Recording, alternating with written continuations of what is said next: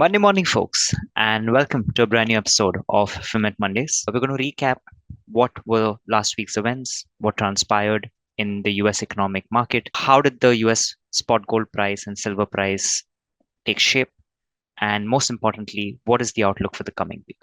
Let's head right into it. Both gold and silver prices were largely helped because of poor US economic data. On Friday, we saw this massive $34 run up, largely because payrolls data, which is an indicator signaling the strength of the US labor market, came in strong for the prior months of April and May. The June reading came in surprisingly quite strong. The actual reading came in at 206K versus the forecast reading of 160K. But when we look back at the trend of the previous months, the revised estimates of the April and May reading came in much smaller than what was previously reported. Revisions in past data is a common practice. As more and more information is collected, these estimates become more accurate. And what this basically tells us is that the US labor market was much more softer than what was initially reported. And hence, you saw participants respond to that and generate this massive $34 run up all the way to 23.91 as of Friday's close.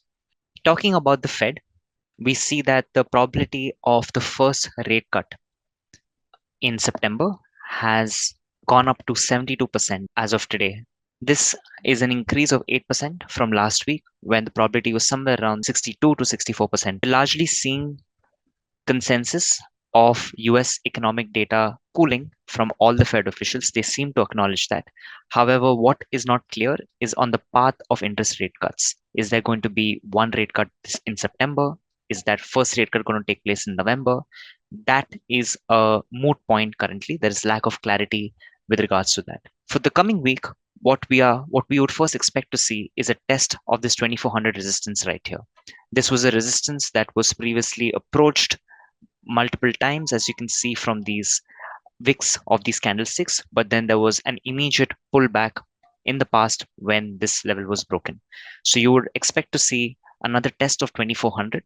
If the metal is able to sustain above 2400, a likely move towards 2450 is possible. On the flip side, the 2300 has proved to be a formidable support.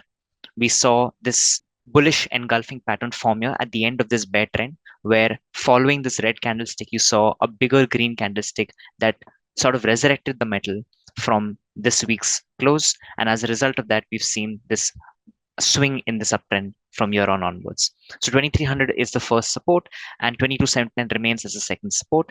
We have an intermediate 2350 pivot level where there might be a retracement. If there is a pullback, let's say from 2391 to 2350, there could be a retracement once again. That's what the pivot is meant to indicate. On the MACD, which is the moving average convergence divergence indicator, which is nothing but an indicator of momentum in the markets, the MACD line has emerged above the zero line, indicating that this is a strong technical buying signal as well. This is obviously not to be taken singularly, but one of the indicators that participants will be looking to. Lastly, bulls are definitely in control, as we can see that the head and shoulders pattern that had formed has now been invalidated with this week's moves, with the past week's moves.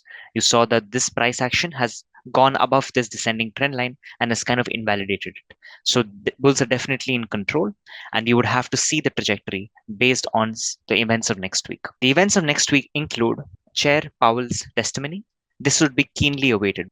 We need to hear from the Fed official about interest rate cuts being initiated for gold to make higher advancements. Later this week, we also have core inflation rate readings, which is a monthly reading to assess how inflation in the US is shaping out to be. On US spot silver, we see something very similar. Markets advanced on Friday and have tested the 31.6 resistance line that you see right here. Following 31.6, we have a resistance at 32.8. On the lower side, you have two supports at 28.05 and 26.6.